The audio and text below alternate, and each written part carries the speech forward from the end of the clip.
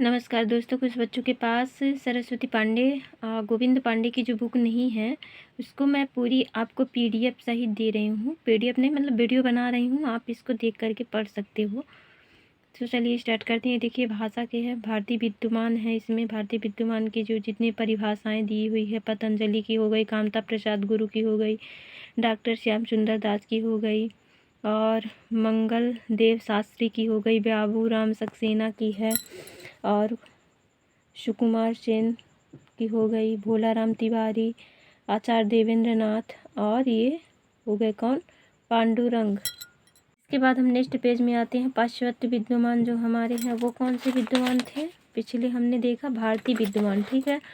भारतीय विद्यमान के बाद पाश्चात्य विद्यमान में मैक्स मूलर, हेनरी कोर्चे और वर्देंद्र ओटो, गार्डियन, ब्लैक ट्रेडर्स, इन सब की परिभाषाएं दी हुई हैं इसमें, ठीक है ना। भाषा से संबंधित किसने क्या कहा था, तो आप इसको देख लीजिएगा। ये क्या है, भाषा की विशेषता एवं प्रवृत्ति, निम्नलिखित प्रवृत्तियां जो है निम्नांकित हैं।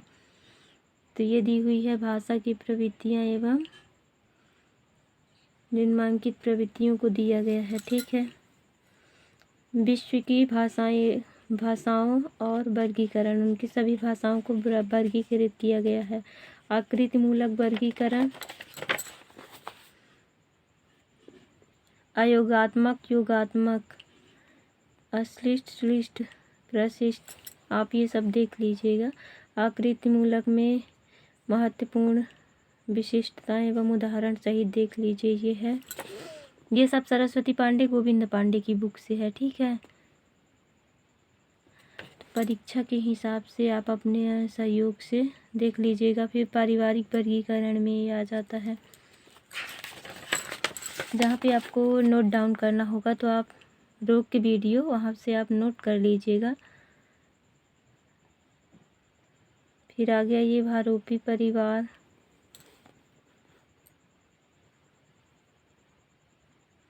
भारोपी परिवार की ये भाषाएं हो गई हैं। इधर आ जाते हैं ईरानी भाषाएं, पश्चिमी पूर्वी ये हो गई। फिर आ गई भारतीय आर्य भाषाएं, प्राचीन भारतीय आर्य भाषा। ये आर्य भाषाओं का क्रम पूछा जाता है। तो प्राचीन भारतीय आर्य भाषा 2000 ईस्वी पूर्व से 500 ईस्वी तक, मध्य कालीन आर्य भाषा 500 ईस्वी पूर्व से 1000 ईस्वी पूर्व तक, आधुनिक आर्य भाषा 1000 ईस्वी से अब तक। इनका क्रम याद रखेगा, ये क्वेश्चन में हमेशा पूछता है। फिर है प्राचीन भारतीय आर्य भाषा, वैदिक संस्कृति। ये नेट में क्वेश्चन पूछा जाता है, वेरी मोस्ट इम्पॉर्टेंट है। फिर हो गया इधर तो ज़्यादा खास नहीं है, पर एक बार आप पढ़ लीजिएगा क्योंकि इसमें से सिर्फ क्रम लगाने के लिए आता है। हाँ, ये सघोष अघोष आता है, अघोष, घोष, अघोष और अनस्वर, इनसे क्वेश्चन बनते हैं, कभी कभी पूछ लेता है। वैदिक संस्कृत की विशेषताएं हो गई। सरस्वती पांडे गोविंद पांडे की जितनी बुक का है ना, हम पूरा आपको पीडीएफ ही बना दे रहे हैं कि जिससे बच्चों को, बहुत सारे बच्चों के पास नहीं होती है, उनको दिक्कत होती है कि मेरे पास तो बुक ही नहीं है, तो मैं कहाँ से पढूं, कैसे पढूं।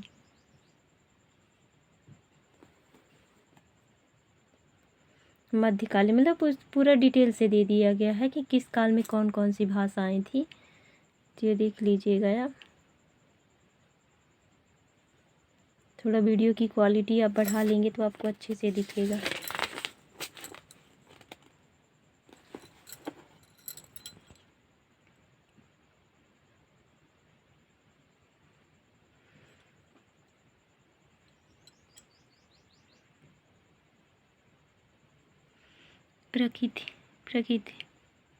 प्राकृत प्राचीनतम जनभाषा, प्रकृति की उत्पत्ति, संस्कृति, प्रकृति में गौड़ विभाषा, महाराष्ट्री, पैसाची, मागधी, सौरसेनी। महाराष्ट्री में कौन कौन सी आती है ये आप देख लीजिए। सौरसेनी प्रकृति के अंतर्गत, प्रकृति का आधार विभिन्न बताया गया है जो निम्नांकित है। जॉर्ज गियर्सन पैसाची भाषी लोगों का आदिम वास्तव उत्तम मागधी प्रकृति अगर मगध अर्धमागधी प्रकृति अपभ्रंश जॉर्ज गियर्सन अपभ्रंश द्वितीय प्रकृति। ठीक, ये हो गया। इधर अपभ्रंश शब्द का सर्वप्रथम प्रमाणित प्रयोग पतंजलि के महाभाष्य से मिलता है। ठीक है ना। इधर आप मोस्ट चीज़ें देखते जाइएगा, ज़्यादा कुछ खास नहीं है, बस थोड़ी चीज़ें। और जिनको डीप में पढ़ना हो डीपली पढ़ सकते हैं, लेकिन एग्ज़ाम की दृष्टि से अभी डीप आप तो पढ़ नहीं सकते हैं, बस रिवीजन करने की ज़रूरत है। ये हमारे हाश्व दीर्घ कंठ तालव्य मूर्धन्य दंतव्य ओष्ठ अंतस्थ ऊष्म, ये जो हमारे जितने भी ध्वनियाँ हैं इनको देख लीजिएगा। वट अपभ्रंश का ही परिवर्तित रूप है, परवर्ती व परिवर्तित रूप है। आधुनिक भाषा आर्य भाषा देख लीजिए। पूर्वी गौड़ पश्चिमी गौड़, पूर्वी गौड़ीय में क्या है, पूर्वी हिंदी बांग्ला असमिया उड़िया पश्चिमी, ये मोस्ट है, ये क्वेश्चन यहाँ से आता है। तो पूर्वी में कौन सी, पूर्वी हिंदी बांग्ला असमिया उड़िया, पश्चिमी में है पश्चिमी हिंदी राजस्थानी गुजराती सिंधी पंजाबी, उत्तरी में है गढ़वाली नेपाली पहाड़ी, दक्षिणी में मराठी। ये मोस्ट इम्पॉर्टेंट है, यहाँ से क्वेश्चन पूछता ही है एग्जाम में। फिर जॉर्ज गियर्सन की ये हेडलाइन परिभाषा है, बाहरी उपशाखा, ये देख लीजिएगा इनको। मेरा ये वीडियो बनाने का उद्देश्य सिर्फ इतना है कि जिन बच्चों के पास सरस्वती पांडे गोविंद पांडे की बुक नहीं है वो इससे अपना देख करके कवर कर सकते हैं, उनको कहाँ से क्या पढ़ना है। भोलाराम तिवारी, उन्होंने कितने बार के कैसे वर्गीकरण किया है। फिर आधुनिक भारतीय आर्य भाषाओं की विशेषताएं हो गई, सिंधी लहदा पंजाबी, इनकी सबकी विशेषताएं क्या क्या हैं, गुजराती मराठी बांग्ला असमिया उड़िया। फिर आ गया है हिंदी व्युत्पत्ति और अर्थ, हिंदी की उत्पत्ति कैसे हुई और उसका अर्थ, ये देख लीजिएगा। हिंदी शब्द फारसी है जो संस्कृत शब्द सिंधु का फारसी रूपांतरण है। ये हो गई इसकी परिभाषाएं, इसके बारे में भाषा के बारे में आप देख लीजिएगा। हिंदी का, हिंदी के अर्थ में हिंदी शब्द का प्रयोग व विकास, प्रयोग कब किसने किया था, कहाँ से हुआ, कैसे हुआ, इन सब के बारे में डिटेल से दिया गया है। भोलाराम तिवारी ने क्या कहा है, किस सदी में हुआ। उर्दू मूलतः तुर्की शब्द है जिसका अर्थ है शाही शिविर व सीखा। ठीक है, बंद हो गया। हाँ, ये हो गया। हिंदी की बोलियाँ, हिंदी की बोलियों का वर्गीकृत यहाँ पे किया गया है। आकार बहुलक में कौन कौन आती हैं, वो कार बहुलक में कौन कौन सी आती हैं। राजस्थानी हिंदी टावर्ग बहुलक, पहाड़ी हिंदी कुमायूनी गढ़वाली अर्धमागधी, ये मोस्ट इम्पॉर्टेंट है ये वाली, यहाँ से आप बहुत ध्यान दीजिएगा। ये सारी चीज़ें बहुत इम्पॉर्टेंट है, आप इनको अच्छे से पढ़िएगा, रिवीजन कर लीजिएगा 2-4 बार नोट्स बना करके, क्योंकि यहाँ से क्वेश्चन बनते हैं।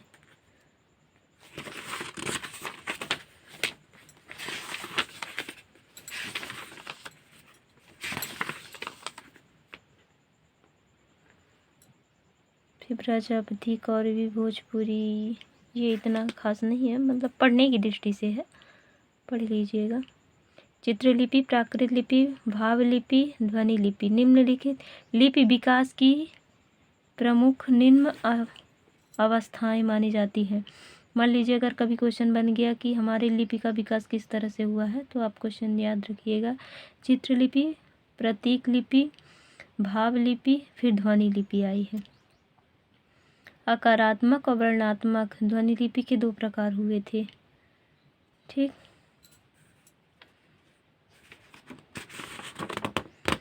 ध्वनि लिपि के 2 प्रकार हुए थे। फिर ब्राह्मी लिपि के बारे में पूरा दिया गया है। ब्राह्मी लिपि को आप अच्छे से थोड़ा पढ़ लीजिएगा डीप में जा कर के। देवनागरी लिपि, ब्राह्मी लिपि, इन थोड़ा लिपियों पर ध्यान दीजिएगा। ब्राह्मी लिपि और देवनागरी लिपि। वीडियो बहुत लंबा हो जाएगा इसलिए थोड़ा मैं जल्दी जल्दी कर रही हूँ, जिससे आपको पूरा PDF भी दे दूँ।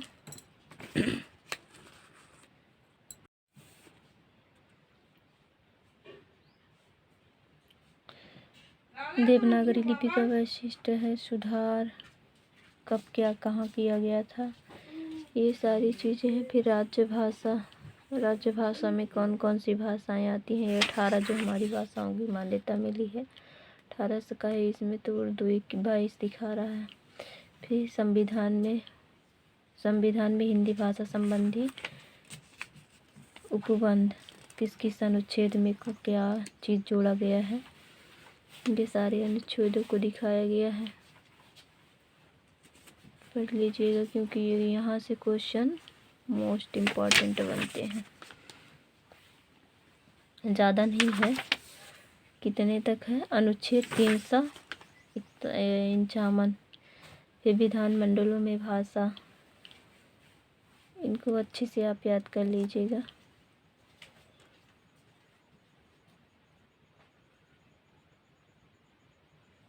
फिर आ गया हिंदी व्याकरण का इतिहास, एक परिचय, इनको हम जल्दी जल्दी दिखा दे रहे हैं, आप पुश करके देख लीजिएगा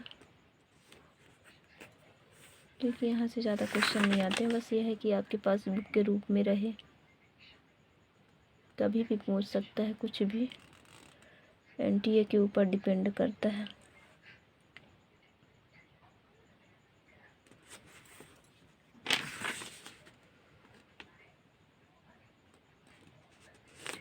ये संज्ञा, सर्वनाम, कारक, विभक्ति,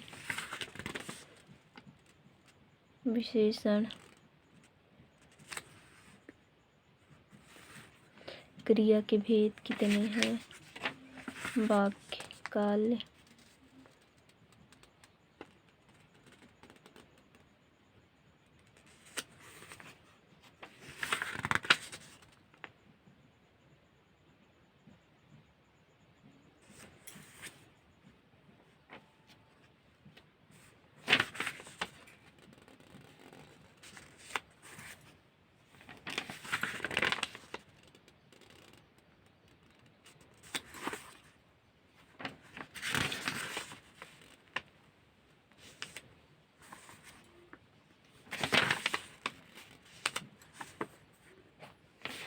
ये तद्भव, तत्सम, विदेशी शब्दों को मैं ऐसे ही हटा दे रही हूँ। फिर आप लोग कहेंगे तो मैं अलग से PDF बना के इसको भेज दूँगी, वीडियो बना के देख लीजिएगा। मैं देखते हैं यहाँ से भाषा विज्ञान। भाषा विज्ञान में हमारा क्या है, भाषा के 4 तत्वों को परिभाषित किया गया है। ठीक, ये ध्वनि, शब्द, पद या रूप और वाक्य। यहाँ थोड़ा फिर से आपको ध्यान देने की ज़रूरत पड़ेगी, आप यहाँ से अच्छे से थोड़ा पढ़िएगा, यहाँ से भी एग्ज़ाम में पूछे जाते हैं क्वेश्चन।